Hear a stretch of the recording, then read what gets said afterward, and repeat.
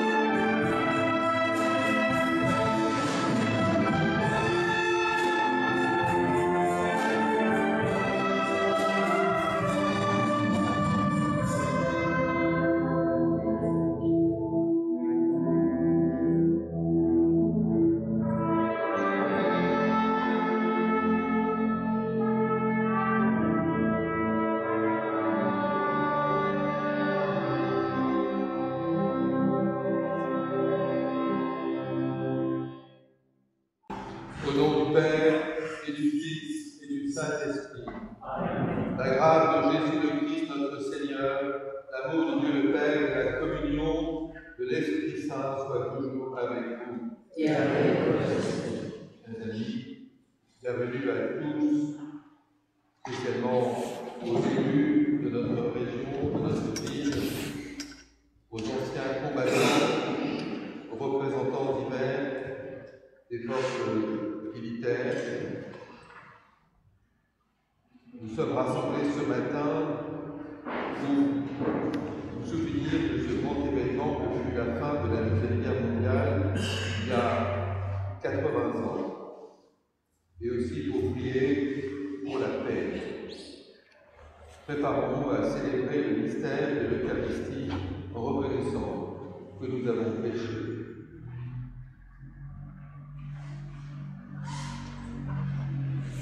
Je confesse à Dieu Tout-Puissant, je reconnais devant vous, frères et sœurs, que j'ai péché en pensée, en parole, par alliance et par omission. Oui, j'ai vraiment péché. C'est pourquoi je supplie la bienheureuse Vierge Marie, les anges et tous les saints, et vous aussi, frères et sœurs, de prier pour moi, Seigneur notre Dieu. Que Dieu Tout-Puissant nous fasse miséricorde, et nous pardonne nos péchés, et nous conduire à la vie éternelle. Amen. Seigneur, prends pitié de nous. Seigneur, prends pitié de nous. Ô Christ, prends pitié de nous. Ô Christ, prends pitié de nous.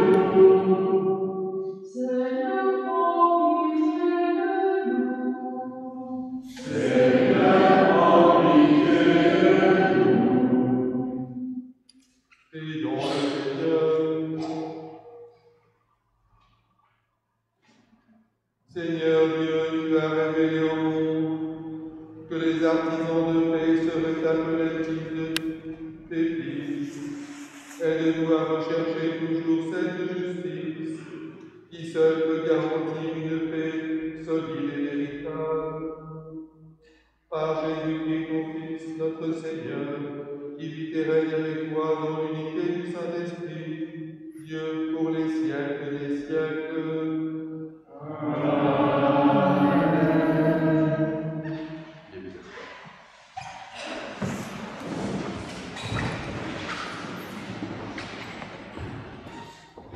Amen.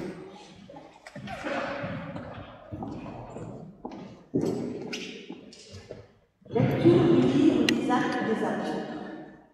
En ces jours-là, l'ange du Seigneur adressa la parole à Philippe en disant : Mets-toi en marche en direction du route qui descend de Jérusalem à Gaza.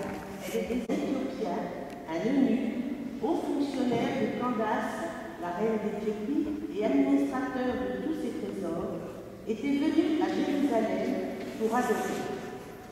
Il en revenait assis sur son char et lisait le prophète Isaïe. L'Esprit dit à Philippe : Approche et rejoins ce char. Philippe se mit à courir et il entendit l'homme qui lisait le prophète Isaïe. Alors il lui demanda : Comprends-tu ce que tu lis ?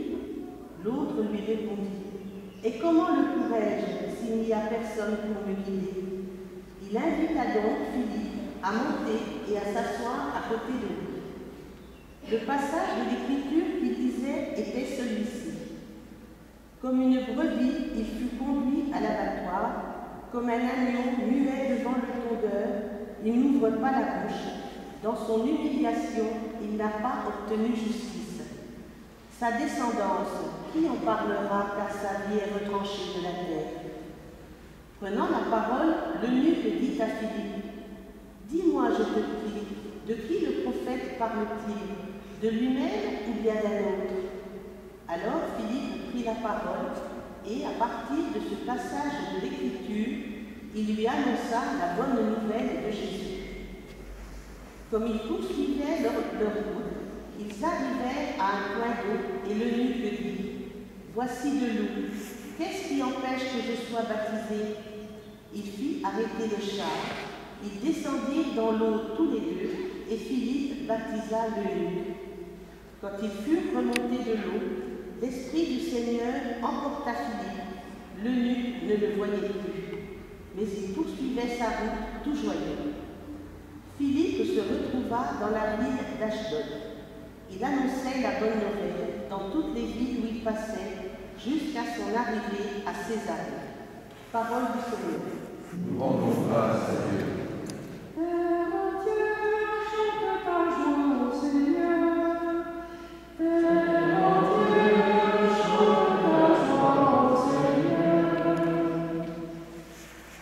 Bénissez notre Dieu, faites retentir sa louange, car il rend la vie à notre âme. Il a gardé nos pieds de la chute.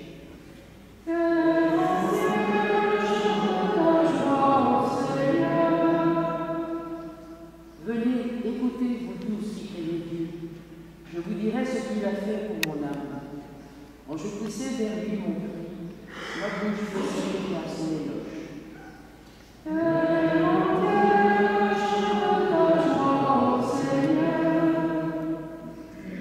Béni soit Dieu qui n'a pas écarté ma prière, ni détourné de moi son amour.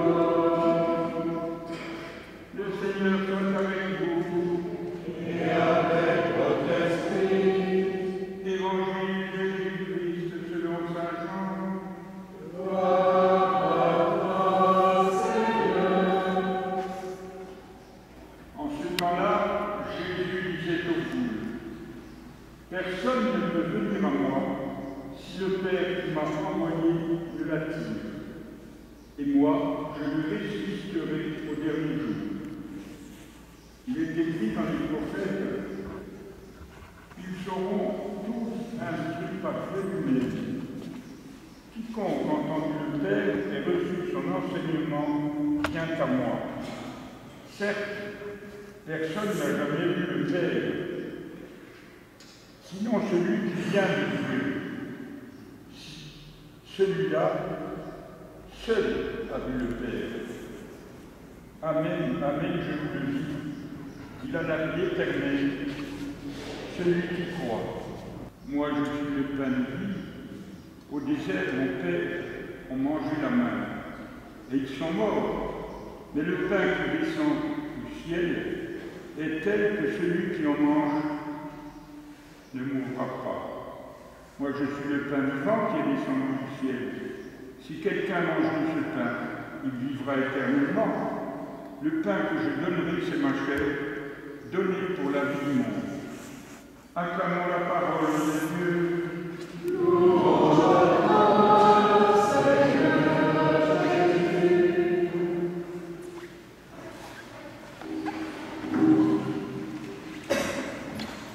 Chers amis, frères et sœurs, en ce jour où nous célébrons la fin de la terrible guerre de 39-45, la signature à Reims, puis à Berlin, de la capitulation allemande, qui n'était pourtant pas la fin de la guerre, vous savez, puisqu'elle continuait aussi en Asie. Nous rendons grâce à Dieu pour la paix revenue il y a 80 ans et pour cette paix maintenue en Europe de l'Ouest depuis cette date. Quand on évoque la guerre, on pense d'abord aux terribles méfaits d'un conflit armé sur les populations civiles et militaires. Et Châtillon a eu sa part de souffrance, comme nous le savons.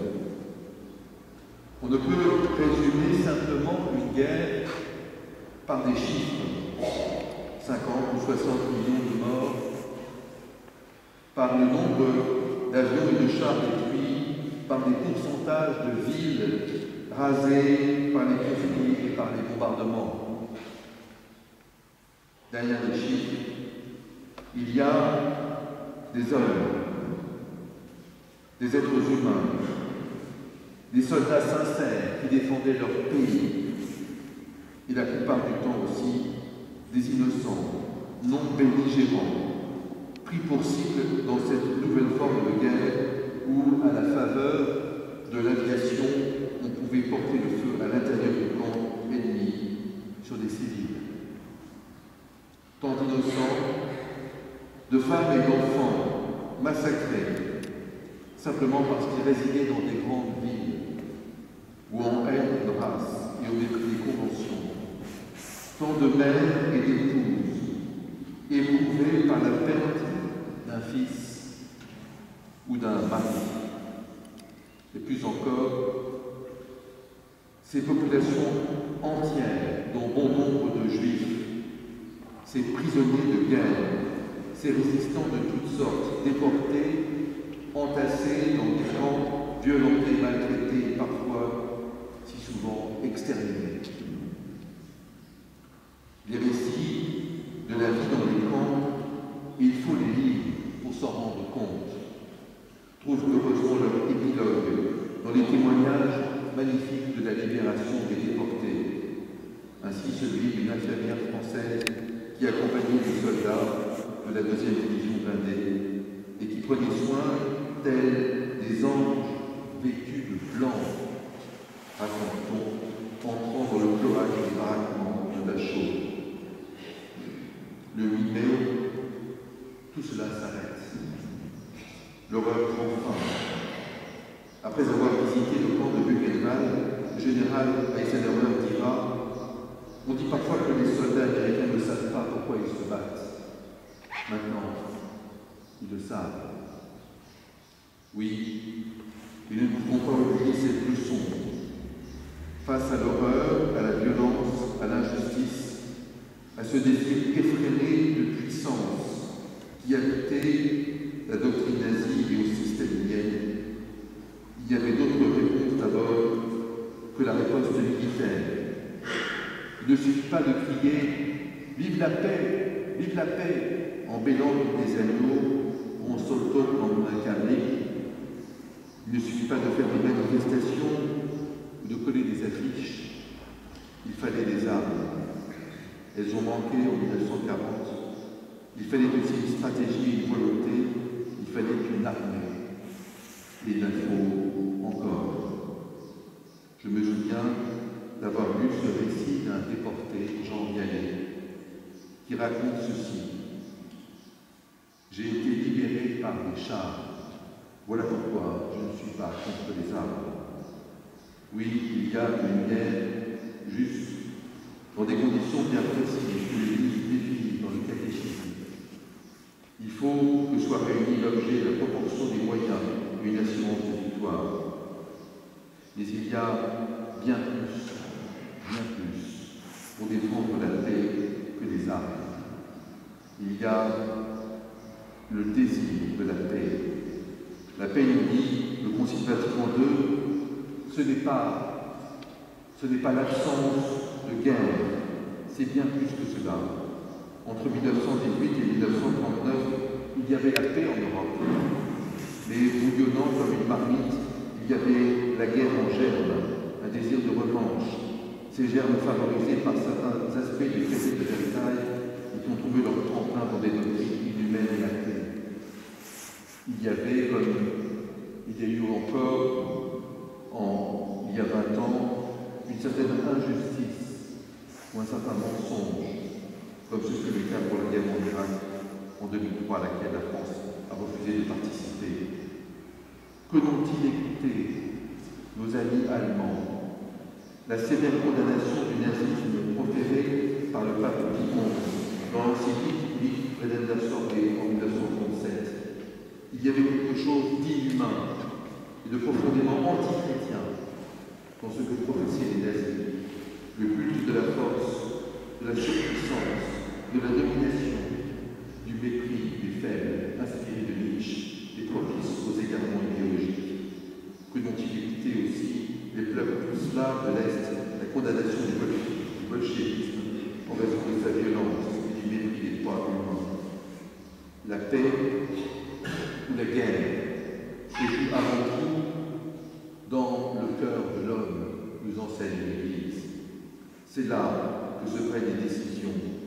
Si l'on dit de Jésus qu'il est le prince de la paix, ce n'est pas parce qu'il crie plus fort vive la paix, c'est parce que lui-même a d'abord pardonné à ses ennemis, parce qu'il s'est donné généreusement aux autres en nourriture, comme nous l'entendons dans l'Évangile, parce qu'il a vécu simplement et simplement, sans chercher à écraser son prochain, parce qu'il a parlé avec douceur et nous a invités à ne pas insulter ou mépriser notre prochain, parce qu'il sait que en chacun se trouve l'image de Dieu, conférant ainsi une dignité incomparable à l'homme.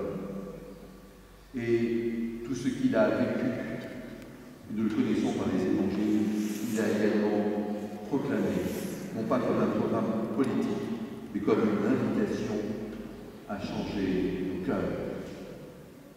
La paix vient de là, chers amis, frères et sœurs. Elle vient ou elle ne vient pas du cœur de l'homme. Et voilà pourquoi tant d'hommes politiques, depuis la Deuxième Guerre mondiale, se sont levés. Et parmi eux, au départ, des chrétiens, Alcide de Gasperi, Konrad Adenauer, Robert Schuman, au nom de leur conviction évangélique profonde, de leur conception de l'homme, pour que le pardon, la réconciliation, les relations amicales bienveillantes, la justice, en un mot, l'amour du prochain, prédomine et soit les fondements de l'Europe et la préserve encore aujourd'hui. 80 ans après Berlin, aujourd'hui nous prions pour la paix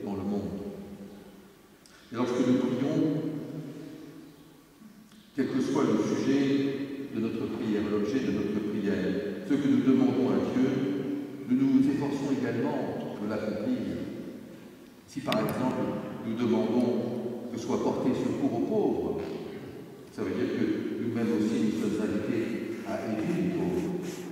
Ainsi, si nous demandons à Dieu la paix dans le monde, et nous devons le faire, si nous le supplions de convertir le cœur des hommes à qui échoit le pouvoir de décider, et de décider en particulier de la vie et de la mort, alors intuitivement, nous comprenons que nous devons rechercher la paix dans nos cœurs et faire éteindre la violence, le ressentiment ou la haine qui parfois nous habite.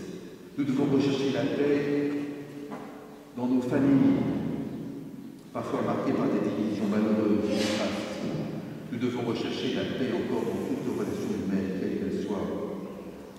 L'Église donne ces jours-ci un bel exemple de paix et de concorde, quand 133 cardinaux de 70 pays vont élire le successeur de Pierre, sans faire de polémique, sans faire de campagne électorale, sans s'insulter, sans promesses qui ne seraient pas tenues, sans violence, et que chacun ensuite se soumettra volontiers au nouveau pape élu. Oui, la paix, et en particulier à Rome, dans le cœur des cardinaux. Mais la paix commence surtout ici, à Châtillon, et non pas d'abord à Washington, à Moscou ou à Pékin. Elle commence ce matin. La paix commence quand l'homme accepte dans son cœur d'écouter le cœur de Jésus, doux et humble, et de se laisser entraîner par lui. Amen. Élargissons notre supplication à la mesure de la charité du Christ et présentons au Père les intentions de tous nos frères et les hommes.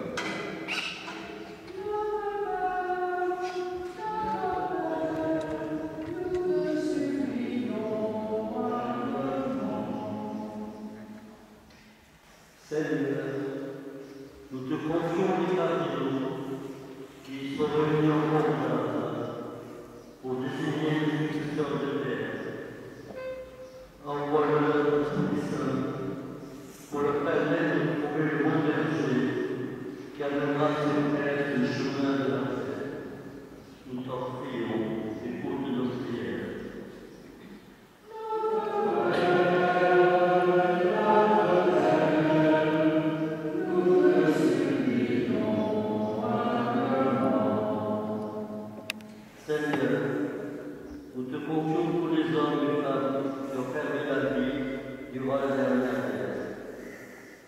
Que nous sachions honorer leur mémoire, garder le souvenir de leur sacrifice et être des instruments de paix. Nous t'en prions, écoute nos prières.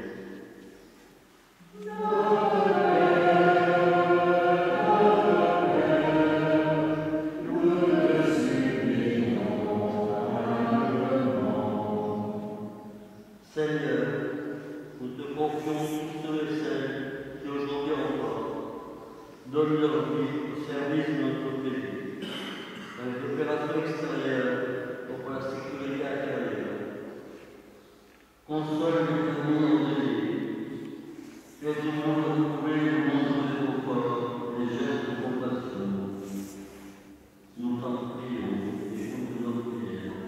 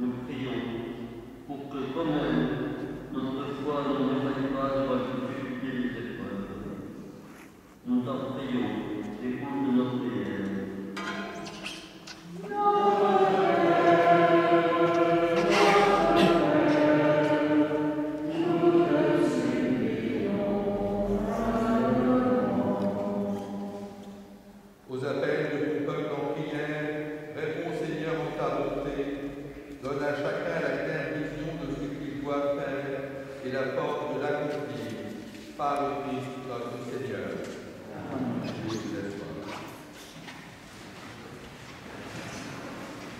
Amen.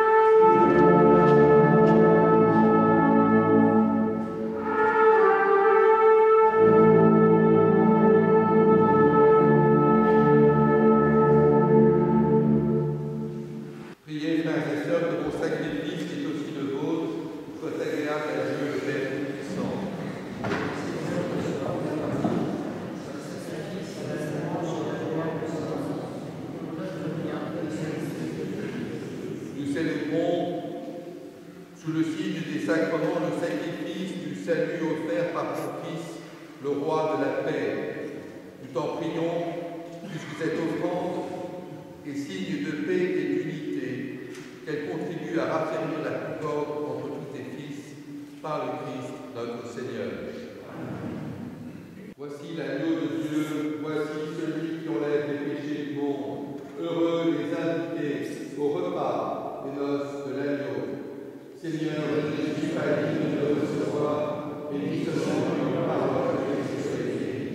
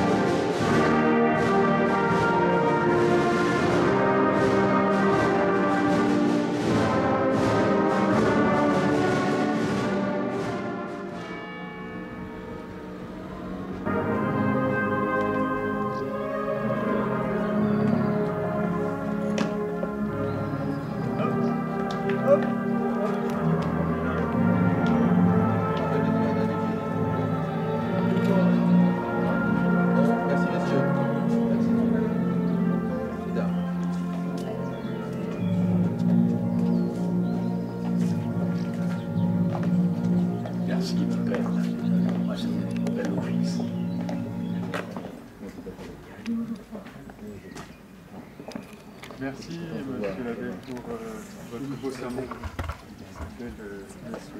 Et alors, du coup, tu es conseiller département. Bien, d'accord. Fontaine des Ducs, d'accord. C'est bien, bravo. Et tu as été désigné ou tu as été élu? Désigné, oui. Tous les ans. Tu vois, tous les 2 ans. Ah, tous les 2 ans. C'est Roger.